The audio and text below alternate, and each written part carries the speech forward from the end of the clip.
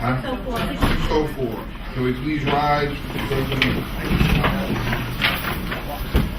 I pledge allegiance to the flag of the United States of America and to the republic for which it stands, one nation, under God, indivisible, with liberty and justice for all. Allie, do you have roll recorders? All right. Academics, Ms. Price. Okay, so we have the K-12 and here. Oh, right there. So you received my update. The three things that I reported on this evening do reflect predominantly the elementary school again. One was the Eastern Regional Lead, which is the work we're doing with Step by Step. And I reported out some themes that we're seeing there in this first year. Also a federal conference that I needed to attend. Just gave you a little bit of highlights for that. And we're very proud and happy to say that all of our 7 schools are having after-school programs due to the Ready to Learn the block grant. Just lost my thought for a second. So if there's questions, I'm happy to answer any of those. Otherwise, you have my report in front of you. And then we have what's on the French textbooks. That would be me. I shared with you in your folders the justification for the new French textbooks. The French program that we have at Eastern Area High School currently is condensed now into 4 years.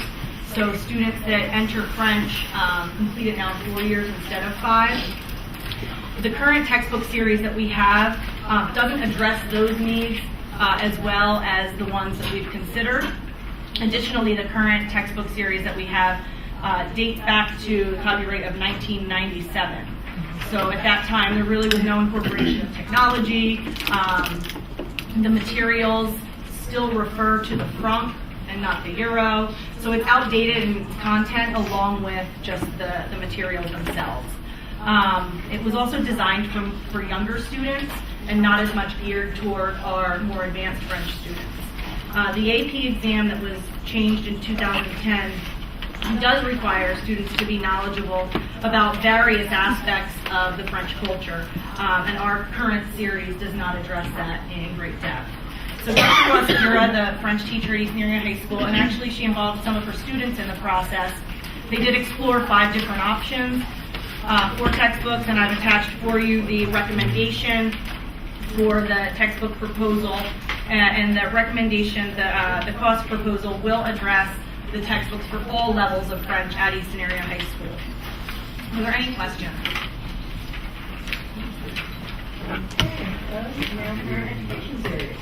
All right. I just wanted to briefly share out the parent education series that we will be holding on March 1st. This will be held at 6 o'clock that evening, most likely at Eastern Area Middle School. We're still working out the details on that because the high school is not available that evening. But this is an event that we held our first one in October, if you recall, and really was designed to provide information for families based on feedback from families. So hearing from our families what they want to learn more about, we designed the workshops that are offered. We offer 2 30-minute sessions back to back, and then conclude with 1 large group session at the end of the night. The one we're holding on March 1st, we addressed a number of different transitions that will be upcoming for students. So transition for students going into 9th grade, so really for 8th grade families, for students going to 9th grade. The gifted transition from 8th to 9th grade. We have the advanced programs of study at the high school. It's really open to parents of any grade level, but for parents of 9th grade students who are unfamiliar with the program we have, with Project Lead the Way and the computer science curriculum. We also want to look at easing the transition into 6th grade, so that's for 5th grade parents entering 6th grade. A session on full day kindergarten, Leader and Me, which is the leadership program that we will be implementing at all 7 of our elementary schools by next year. The special education transition planning, and what parents need to know about PSSA's Keystone and the SATs. We'll conclude our night then with we have a motivational speaker coming in. He's actually doing multiple assemblies throughout the day at the high school that day, and then is staying to do the parent series. but it's UFC fighter Charlie Brenneman, and he does a pretty dynamic speech about focusing on your goals while going down your journey to success. So he talks about his own life and how he's focused on his goals to get where he is today. He's been at a couple local high schools as well and was very well received. So he will conclude our night that night. But I just wanted to share that because it is, I think, a positive thing that we're implementing. And it's for parents of students of all ages, but also for anyone in the community that really wishes to just obtain additional information. It's open to anyone. Thank you. Any questions from the board? Public speak heard, academic? Seeing none? Okay, well, in summary, there was K-12 update. We are looking into adopt new French textbooks. And there's, on March 1st, is going to be a higher education series. And I think that's it. Thank you. We're going to go to number 3, buildings and grounds. Mr. Reinhardt, do you mind starting with letter B, Cheston School Design, please? I can begin by just offering some observations related to the project thus far and what we're trying to do.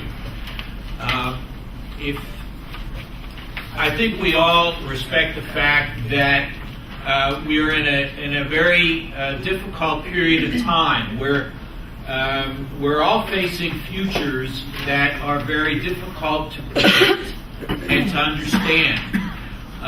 As each year passes, it becomes obvious, I think, to all of us that the fact that in the past we knew what schools felt like and looked like is becoming less apparent anymore.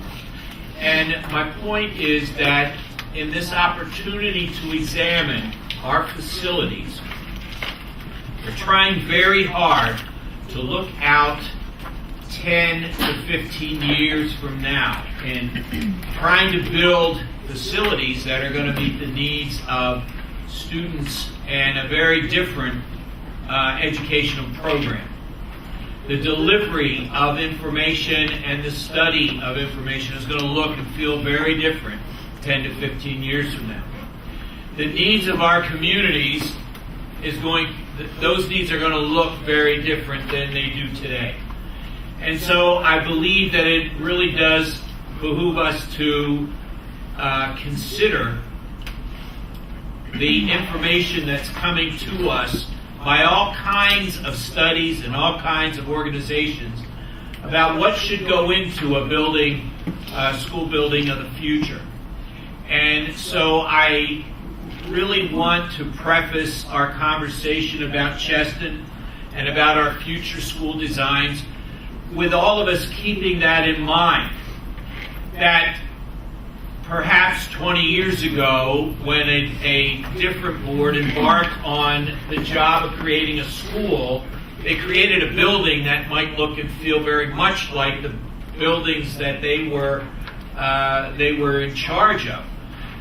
The challenge today here in Easton and everywhere else is to try to think about what might be happening 10 to 15 years into the future with public facilities. And so as we look at these facilities and we consider the changes that we're going to offer up, please try to keep your minds open to the innovation that might be coming our way in terms of teaching and learning in the future. That makes this job very difficult, both in design and also in envisioning what these schools, our future schools, should look like. And that's why I say we may want to pay close attention to the people who are out there studying where education methods and technology is going. And perhaps as we continue with the design work, we can continue to bring to the board more information related to that. influencing our design as well is our desire to want to make sure that we offer opportunities for an extended school day, if you will, or an extended use day over on South Side. And you're going to see or hear about that as well as you look at the plan. So with that, I'm going to ask Alyssa if she could take us a little bit more finely into the details. Do you want me to go to the PowerPoint specifically here, or to the programming and spaces? Yeah. When we look at the Cheston, the building plan, a lot of what we're looking at is from a community standpoint, the services that we can provide to not only our families and our students, but also our residents. So we've looked at being able to open our school from opening the library and technology spaces and designating some family center space to open that for families, that whether it be for education classes or family engagement events. We've looked also very hard, as you know, through full-day kindergarten and also for our before and after care programs, but also looking at early childhood. So we do currently have one Head Start classroom at Cheston, and we will want to continue and grow that. So that's something that we're looking at as well as we enter into this project. The after-school programming and really before-school programming, we know that out-of-school time is very important time, so we want to make sure that the building is designed to accommodate the after-school programming and really then taking that into summer learning as well. So when we go through this building project, we're really trying to conceptualize all the uses, not just the uses, those 180 days a year for the 7 hours that our students are in the buildings.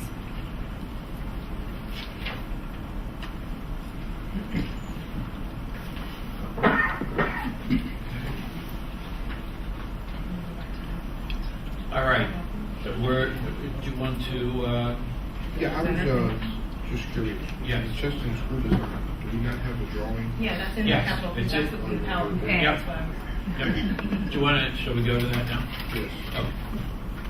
Josh is here and he'll lead us through that part of it. I thought the building was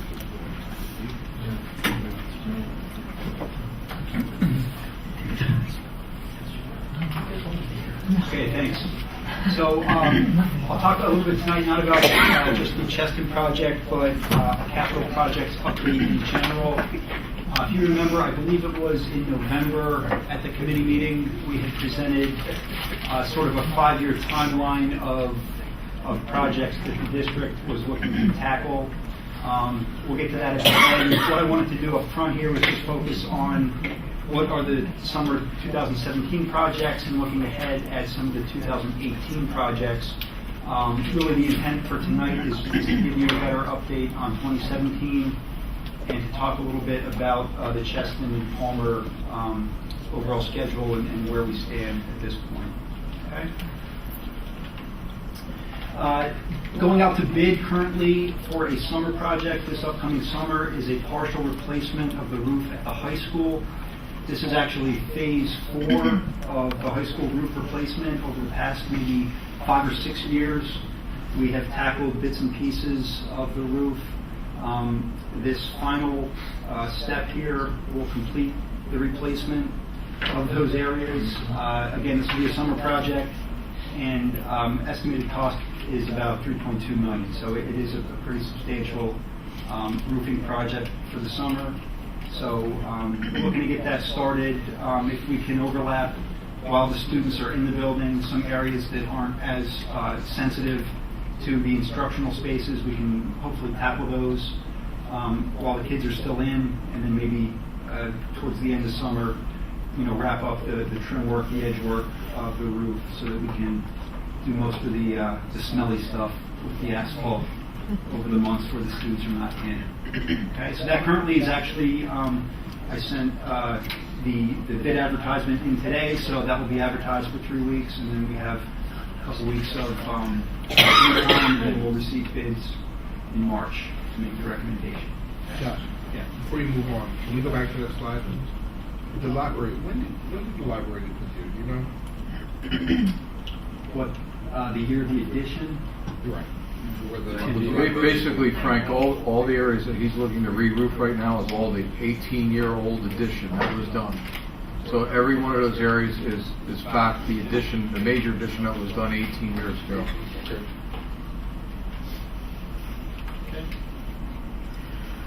So moving on to a couple of the larger new elementary school projects, that being Cheston and Palmer.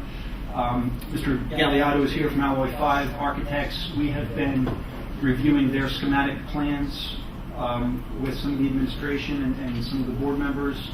And in front of you tonight is the concept site plan for Cheston.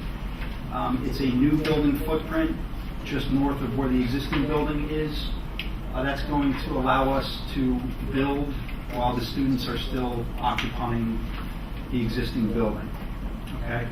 There are a couple what we call paper streets. They exist on paper only, but only on paper. So what we're actually looking at doing is continuing Milton Street through the site for use by the district only. It will not be a public throughway, but it will be for district use. That will, require some survey and some land dealings with the city. But we really think that is the best option with putting the front of the building facing Milton Street, and we can have a lot of the core spaces that will be used by the public up front, and then also around to the right side of the building. Existing parking lot will remain intact. So not a whole lot of land development considerations as it relates to parking. And if we go to the next slide, we can take a closer look at the proposed floor plan. 3 different options were looked at, ranging from a 1 up to a 3-story option. Obviously, with a 2 or even single-story option, the footprint would have been much bigger.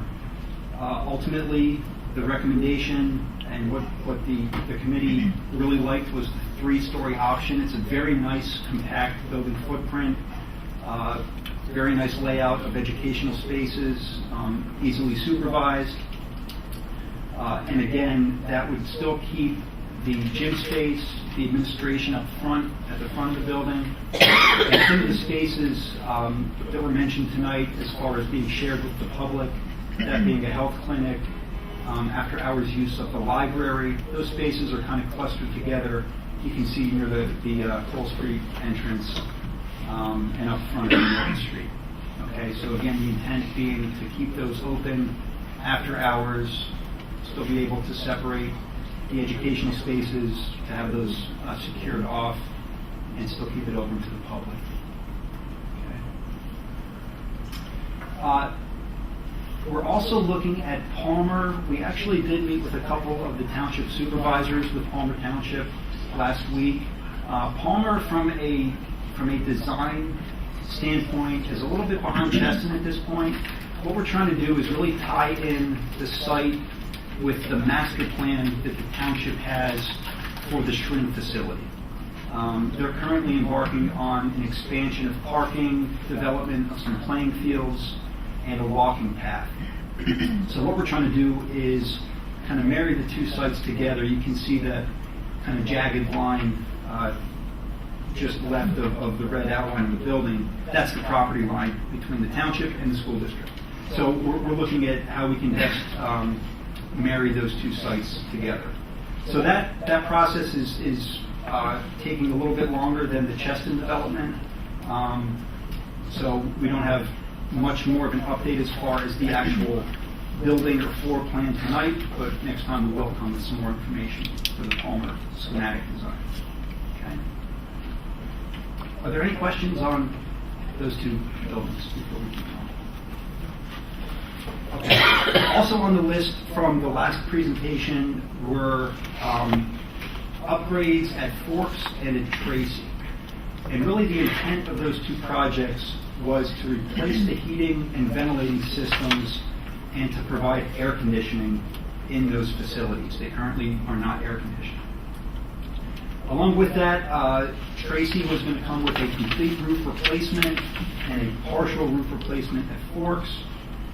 Also, lighting systems were going to be upgraded from the current fluorescent to an LED, mostly for energy savings, but also just for the environment, how the rooms are illuminated, and how they can be dimmed, switched for multimedia presentations. So that was really the baseline intent of those projects. And that cost of just under $8 million was the cost that was presented on the last update with the capital project budget. Looking ahead and considering some of the items that were discussed by the administration tonight, what other systems should we maybe look at as part of this project? This project is going to require ceilings to be demolished, systems to be ripped out, new replacements to go in. So at this point, it's a really good opportunity to take advantage of that and to look at other systems that weren't part of the initial scope, but that we know are something that are going to need replacement in the near future anyway. So it's a really good opportunity at this point to include those. Now, we're moving students out, like we're doing at Paxenosa, into the middle school space. So that opportunity years down the road might not be there. So that's a really good reason why we should maybe look at doing a more holistic project at those two facilities now. Okay? So those other suggestions or recommendations would be to take care of all the asbestos-containing materials. Those are safe, they're encapsulated. However, at this point, if we're disturbing the building, it's a great opportunity to attack the asbestos-containing materials. The electrical distribution system at Tracy, that building is 49 years old. A lot of those systems are original to the building, so we are recommending at this point to look at the replacement of the electrical and also the plumbing systems in the building. Along with that would be the speaker systems, data infrastructure, the clock system, and the installation of classroom multimedia components. Again, looking ahead towards where technology is going in those classroom spaces for the future. Okay. So what you'll see at the end is that capital cost sheet. That summary is going to be updated based on that $2.7 million additional recommended scope. Forks, we have not completed a complete survey at Forks at this point. For now, we are earmarking a similar increase in project cost. That will be confirmed following the thorough investigation. It might not be there, it might be there, I don't want to say for sure, but for now, we will include an increase just to be safe on that budget sheet. Okay? What this will also let us do is, it's not a complete renovation that PAX is going through. The architectural finishes, for the most part, are still going to be intact. We are tackling mechanical systems, a lot of building infrastructure systems. But, again, if that building does happen to go through more of a renovation in the future, we won't be replacing HVAC systems, we won't be replacing plumbing systems. We can tackle that up front and still stage it later and address any of the other finishes in the future. Okay? Thanks. Okay, so running down the list, I've been talking about the updated budget sheet. So just to give you a quick snapshot, the Cheston and Palmer building program, as we've said tonight, has been updated from the initial projected schematic budget. Okay, a lot of that has to do with the actual count and square footage of spaces in each facility. Going through the schematic design process, we really honed in on how many special education classrooms do we need, how many typical classrooms do we need, and those numbers have been adjusted accordingly, increasing the square footage of the conceptual square footage of both Cheston and Palmer. Okay? So ultimately what that means, of course, is along with an updated square footage comes an updated budget number. So you'll see that the preliminary budget for Cheston has gone from $28 million to $31.8 million. For Palmer, we've increased by about 4,500 square feet. So that has gone from a $30 million number to 33.2. Okay. For Tracy and Forks, again, the preliminary budget attacked that more limited scope off the bat, so those numbers up here are reflected accordingly. So in total, with the 4 buildings, we're looking at approximately $12 million additional than had been targeted on that preliminary budget. Okay, and you'll see that reflected on the final sheet. Okay, which is here, and I apologize if it's a little more difficult to see. This is basically just a timeline. This is based on fiscal year, and that was for the purpose of helping the district look at financing, obviously, in the fiscal year. Where do we see funds being allocated for which projects, how much? So again, for 2017, it's the high school roof replacement. It's the Tracy project starting construction at the end of summer, and it's the design phase really for Cheston and for Palmer. Okay, so all told, that number, it was just under 100 million for the complete 5-year list, is now just under 112 million. Okay. And again, things at this point, other than what we've started with design, can still be fluid. This was the preliminary projection over the next 5 years of where we think the projects are headed. Thank you, Joe.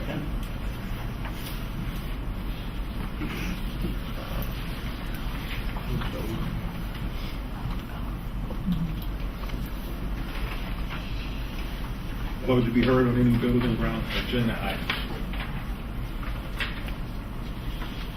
Seeing none. Mr. Reinhardt and Mrs. Emili talked about the capital improvement project that's going to be up and coming in the years to come. Mr. Reinhardt updated us on the central school design, and our engineer told us what we have to look forward to in our future in roof repair and add-ons to bring us up to the 21st century in education in our buildings. And that is it. Thank you, Mr. Hovey. Before we move on to number 4, we have to reach out to Mr. Vanderberg, who is going to participate in the forum.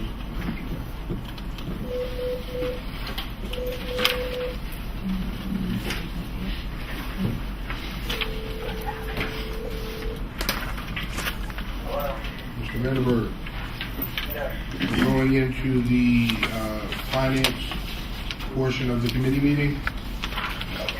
From there, we will adjourn and then go right into the voting meeting. All right. Finance, Mr. Faino. Yes, we're going to start off with Mr. Simonetta and Sam on presentation for infrastructure. Okay. In your packet, you received the bid results for our continuing annual hope to continue the infrastructure upgrades. We sent out to 3 vendors, and you see we want to recommend Integral One. The reasons MTG is qualified. We're the low bidder by about $13,000, and you see the reasons for disqualification that they do not comply with the specs and match our access points and the equipment that we need. And if there's any more technical questions with that, I will turn it over to Mrs. Stan.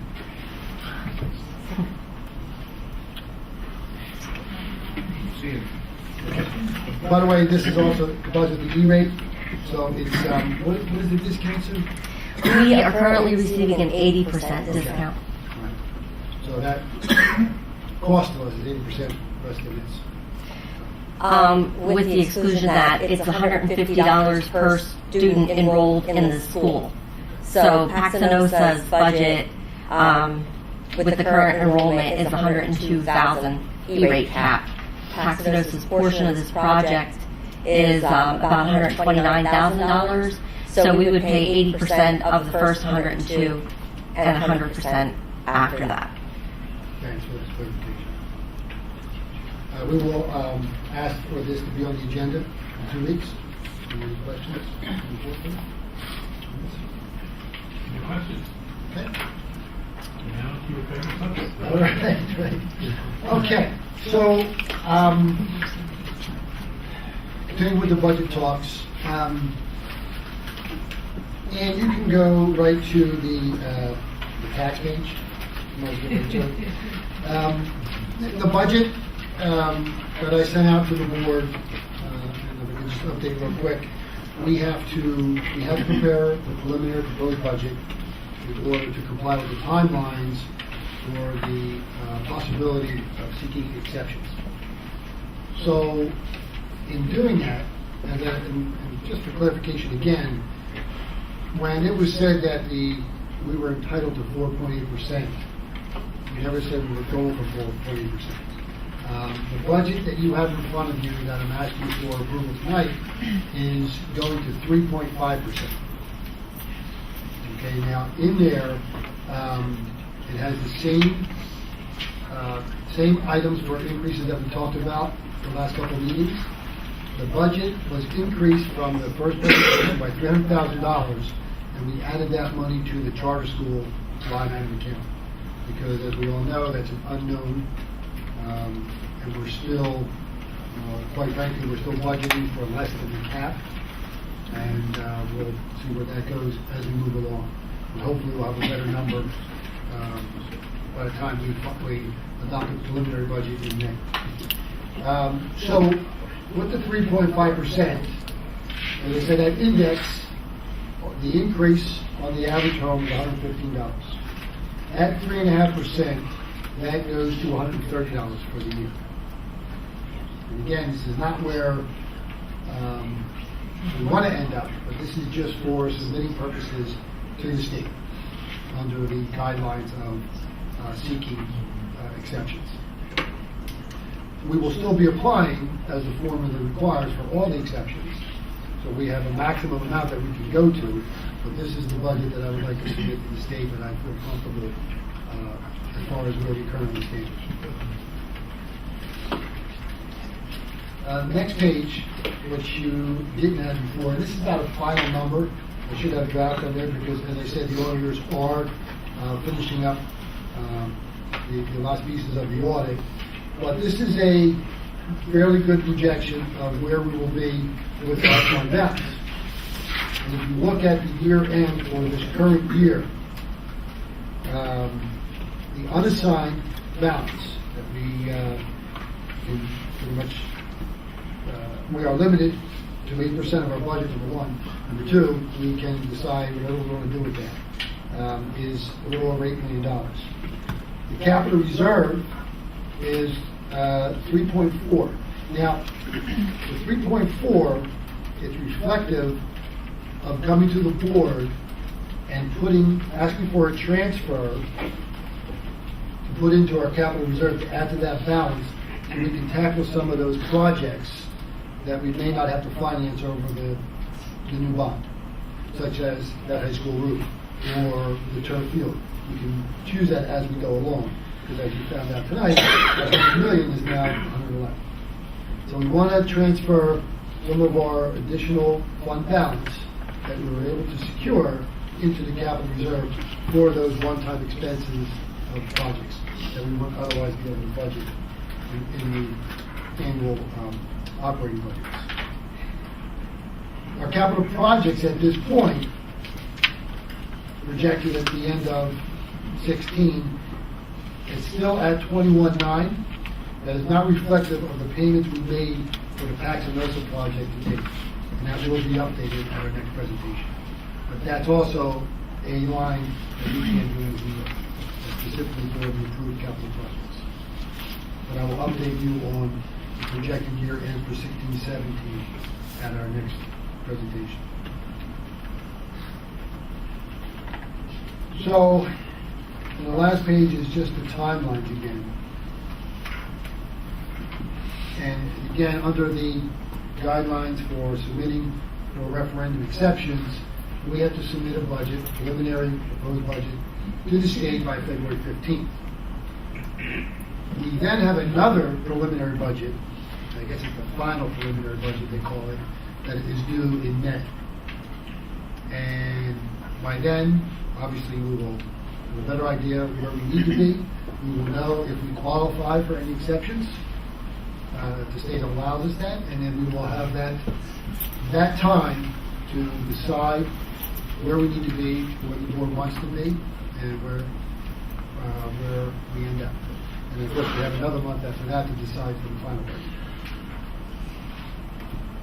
One thing that I do want to mention, and I apologize, I should have mentioned it while Josh was talking.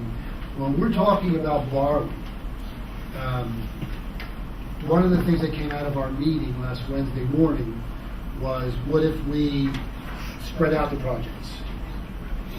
And by spreading out, I mean separated years. Logistically, for the students and being moved from building to buildings, we don't like that idea anyway, but financially, if it was worth it, it was something we wanted to look at. Working with Ken Phillips, who was not able to be here tonight, it really, unless we're spreading out any borrowing over 10 years, it really doesn't do anything for us as far as putting off the borrowing on the total amount that we need to do. Because the whole concept was that we were going to build up our debt service line item account over the next 4 or 5 years to fund the 50, or originally it was 50, now $100 million. I just wanted to add that point. So, again, in the next meeting, we'll be talking about what we need to borrow and having more discussions about that. So I just wanted to add that about the capital.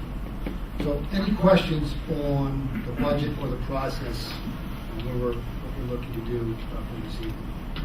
Mike, those aren't projected timelines, those are the required timelines. Requirement, yes, I'm sorry. Okay, because I'd be interested in seeing what are your projected timelines. Well, as we always do every year, we try to approve the preliminary in April, and then the final in May. Okay. That's always our target.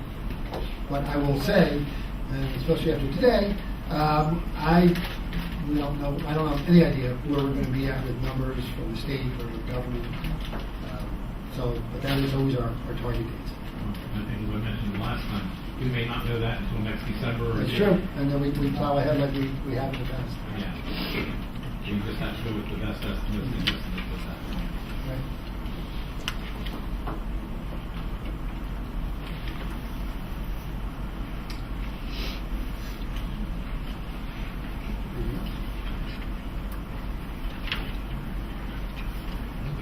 Anything? Nobody else? Anybody in the public with questions on finance? No hands. So what we did is that we presented the budget and the preliminary budget, and that will be coming up in a short few minutes here for adoption. Thank you, Mr. Fainall. Number 5, other business. Mr. Reinhardt. I just wanted to take this opportunity to update the board on something that we've been working on for almost, I would think, about 2 years now.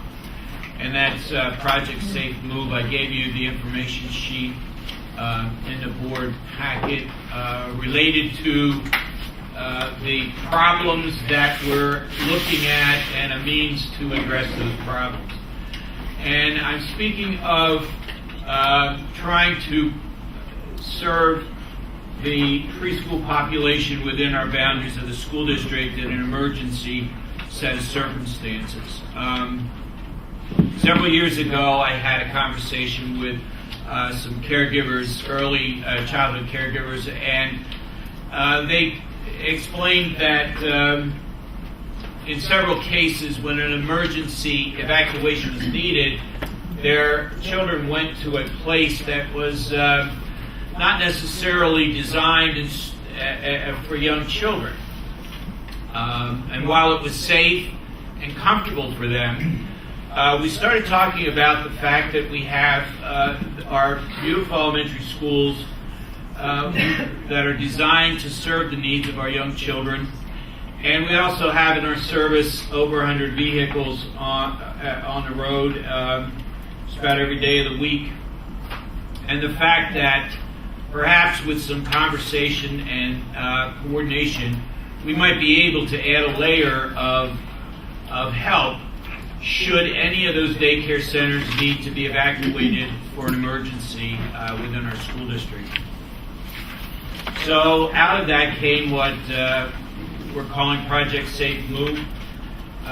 There's really no estimate of costs that are associated with it. It's a case of making sure that we're communicating and coordinating with the daycare centers who would like to have an option of moving their population from their center to one of our elementary schools should the need arise. It makes great sense in many ways because our schools during the day have personnel, we have telephone systems, messaging systems, nursing care, in many cases emergency water and food, plus facilities that are designed for children. I think we all agree that parents who are out of the district and away at work would feel much more comfortable knowing that their children were evacuated to a school site and knowing that they're in the care of not only their daycare folks, but also perhaps the volunteers from the school environment who might be willing to help. I talked this over with our solicitor, and he agrees that there's not a great deal of concern that needs to be addressed in terms of insurances and so forth, because we have these kind of agreements with other districts. Whereas there's an emergency in Wilson, for example, they may want to choose one of our schools to house their children in during the day, and vice versa. So, long and short of it is, as these conversations grow, I didn't want you to not be aware of what it is we're talking about. I'm hoping that you support the idea and realize that we're using community resources here to protect one of our most vulnerable groups of individuals in our school district, and that's our very young children. Any questions? Okay. Thank you, Mr. Reinhardt. Is there anyone from the public who would like to be heard on non-agenda items only? Mr. Anderson. Thank you very much, Mr. President. Sad day for public education. That it is. And remind you that the State Auditor General commented that charter schools in Pennsylvania is the worst piece of legislation going. I think it's actually worse than that. It's terrible, horrible. I'm not sure who on your staff is accountable for making sure that only those students which meet your enrollment standards are paid for. I sure hope you lean hard on that person to make sure that not one dime goes out of the school district that doesn't belong going out. Sadly, the rules are not in your favor. They can enroll a bucket load of mushrooms and you'll never get your money back. That's not my point. One of your neighbors is putting up a $50-some million project.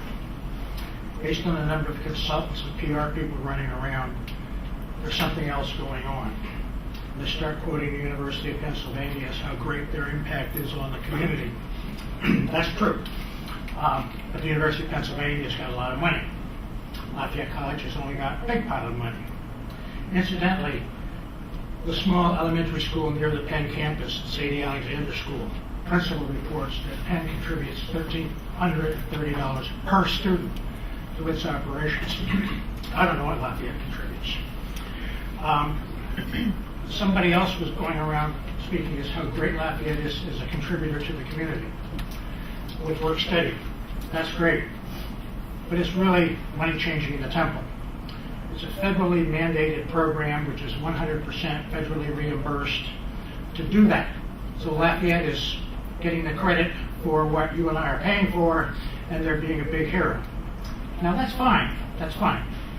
That's what PR is all about. But they don't deserve a halo. They just deserve a nice pat on the back.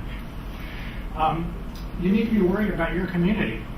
I mean, do you care whether Lafayette spends a couple $1 million, $50 million? Probably not. But they're asking for a change in the zoning from 2 people, 3 unrelated parties per dwelling unit to 4. Now, if you're in the West Ward or South Side, you know that some of the progress there against landlords has been tenuous, difficult, and not all the landlords are good citizens. Some are, some aren't.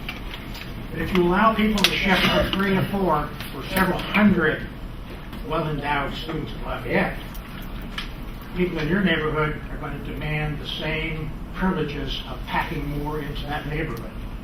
I would if I were in the West Ward or South Side and operating a commercial landlord facility. So should they, and they'll get it. You can come to your own conclusions whether that helps the school district or not, whether it increases some turnover problems. And let's face it, there's a lot of good things happening in Easton, but most of them are tax favored or tax abated, which means they're not helping right here. All those consultants are not running around with you guys in mind, and you should be real worried about changing the zoning code from 3 to 4. Now, if you're at Forks or Palmer, does it matter?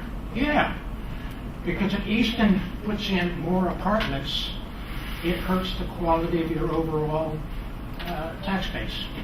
So your taxes in Forks and Palmer will go up because Easton has basically about a 50% landlord concentration. Nothing wrong with that, but not necessarily right. Lafayette's got one of the biggest endowments going. They will argue it's not $1 billion, it's only $750 million, but it's a big number. The new vice president came from Princeton. They have an even bigger number per student. But Lafayette can afford to do what it needs to do without asking the community to bend all the rules.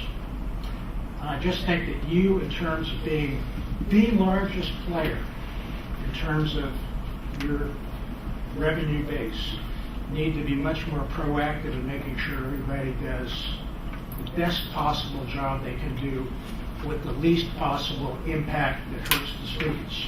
And Lafayette, in my opinion, is not taking the high road. They didn't bring all those consultants in there to be nice to you. They didn't bring them all in. They've got a big pack of lawyers. They've got people that are far smarter than I am. Danny Cohen's one of the smartest lawyers I know. So are some of the consultants. You need to be worried and improving what's right for you and the kids here. By the way, the school next to the Penn campus is now so good that people are fudging the rules to get in. When's the last time you heard people fudging the rules to get into the Easton schools? I know a few for all kinds of reasons, but not because it was such a great school. You want to have those kinds of schools where they're fudging the rules to try and get in. And I hope you get there sooner than later. Thank you, Mr. Anderson. Before we adjourn, I just want to embarrass somebody. Mike gave me permission, so if anybody gets upset, blame Mike. Mr. Case, 2 years ago, we had a snowstorm, and FEMA offered some reimbursement, correct? And most schools just ignored, most organizations ignored it, and we found out about 2 hours ago that you went after a reimbursement 2 years ago. You worked it for 2 years, and we got $30,000 reimbursed for labor back today. So I want to thank you for that.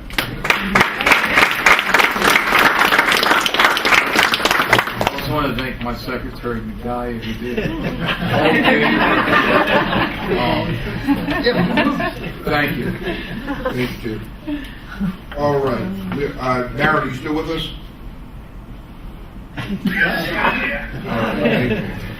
We're going to adjourn this meeting and then go right into the special meeting. So can I have a motion to adjourn? All in favor? Opposed? All right, we're going to open up the second special meeting.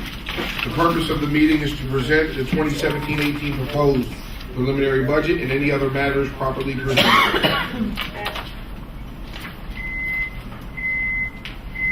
Number 3, we're going to go to finance.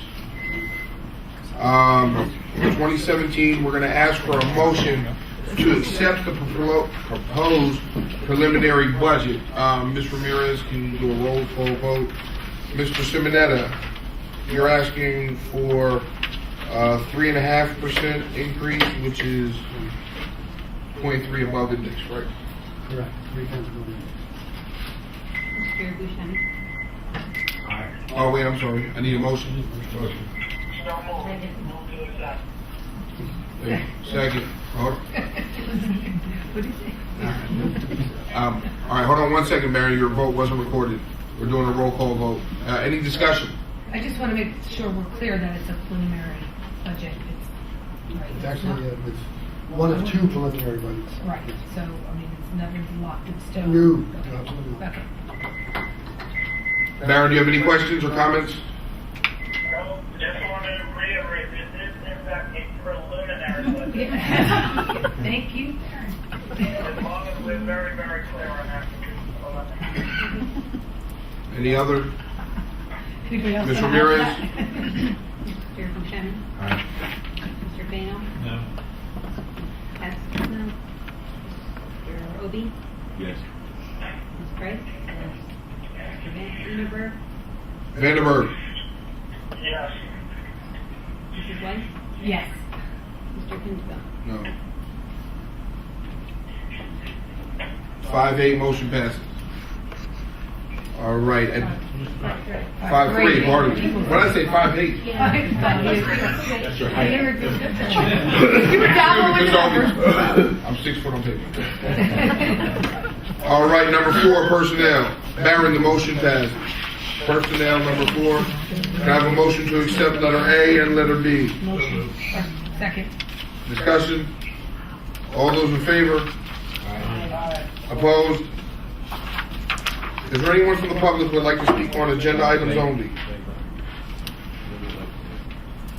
We'd like to have a chance to introduce our individual here, Ms. Boyer. Candace Boyer is the person that we just recommended to serve as assistant principal at the middle school. So, welcome, Candace. It's good to see you. I made it through my first day. Thank you. Would you like to just come and offer a couple comments about your experiences thus far and how long you've been in Easton? This is my 10th year here in Easton. I've been at Cheston up until today. So I spent my first day at Easton Middle School. It was a great experience so far, and I look forward to many more positive things there. Hearing all the positive things that you're talking about doing to Cheston puts a big smile on my face. The students deserve it. That'll always be my home, but I hope that I look forward to making the middle school my new home. Thank you. Welcome. Thank you. Number 5, public comment on agenda items only. Seeing none. Any public comment on non-agenda items? Seeing none. We are going to, upon adjourning this meeting, we're going to have a short executive session for personnel matters. Have a motion to adjourn. Motion. All those in favor? Opposed? All right, Darren, thank you.